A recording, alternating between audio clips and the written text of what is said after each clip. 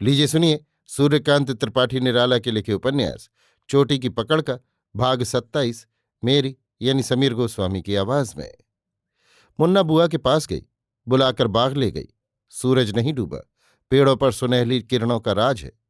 तेज हवा बह रही है। बुआ का शानदार आंचल उड़ रहा है। मुन्ना सिपाही या फौजी हिंदुस्तानी औरत की तरह दोनों खूंट कमर में खोंसे हुए है। अनानास के झाड़ की बगल में मोलसिरी का बड़ा पेड़ है। तने के चारों ओर कमर भर ऊंचा पक्का गोल चबूतरा बंधा हुआ है। दाईं ओर कुछ दूर तालाब, पीछे और बाईं ओर ऊंची चार दीवार, सामने कोठी, वही जगह है जहां प्रभाकर रहता है।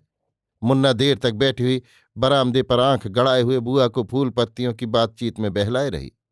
प्रभाकर के बरामदे पर एक चिड़िया न दिखी।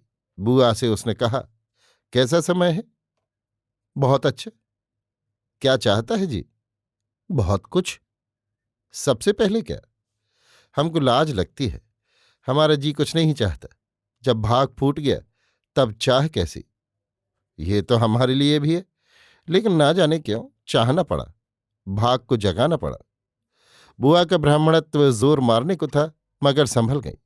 कहा, जैसा कहा जाता है वैसा करती ही हूं। हमको रानी जी की हैसियत से कहना पड़ता है।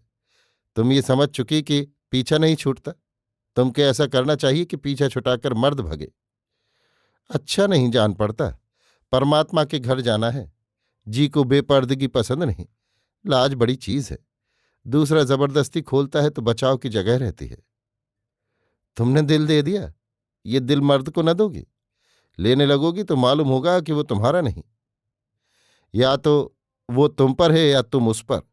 आज तक मर्द को ही तुमने अपने ऊपर पाया होगा, अब उल्टा नजर आएगा। बचत की और जगह मिलेगी, मर्द झुका रहेगा। बुआ को बल मिला।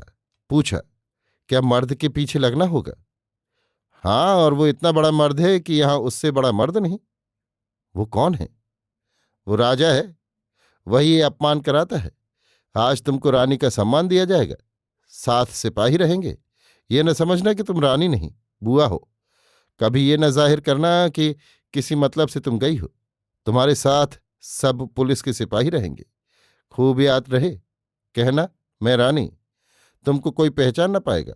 मैं साथ रहूंगी लेकिन दूर। जो सिपाही बहुत पास रहेगा उसको अपना जिगरी मत समझना। हमको डर लगता है। हम कई आदमी साथ रहेंगे, डर की कोई बात नहीं। कहो, क्या कहोगी? मैं रानी। हाँ। संध्या की छाया पड़ने लगी। मुन्ना ने बरामदे की तरफ देखा। कोई नहीं देख पड़ा। बुआ को साथ लेकर लौटी। हवा और सुहानी हो गई। बुआ को पहले शंका थी, मगर हृदय के कपाट जैसे खुल गए। जान पड़ा, संसार में धर्म का रहस्य कुछ नहीं, सब ढोंग है। बुआ को टहलने के लिए छत पर छोड़कर मुन्ना सिपाही के पास गई और उस तरफ जाने के लिए कहा। सिपाही ने कहा, वो देख, बरामदे का दरवाजा बंद है। वहां माल की निगरानी करने वाला जाता है। वहां कोई रहता नहीं? नहीं। तुमको और कुछ मालूम है? हाँ, जमादार ने सबको हाजिर रहने के लिए कहा है, और ये खबर कि रानी जी ने इनाम भेजा है। सब सिपाही इस कोठी के आ जाएंगे, तब दिया जाएगा। अभी आप सुन रहे थे सूर्यकांत त्रिपाठी निराला के लिखे उपन्यास चोटी की पकड़ का भाग 27 मेरी यानी समीर गोस्वामी की आवाज में।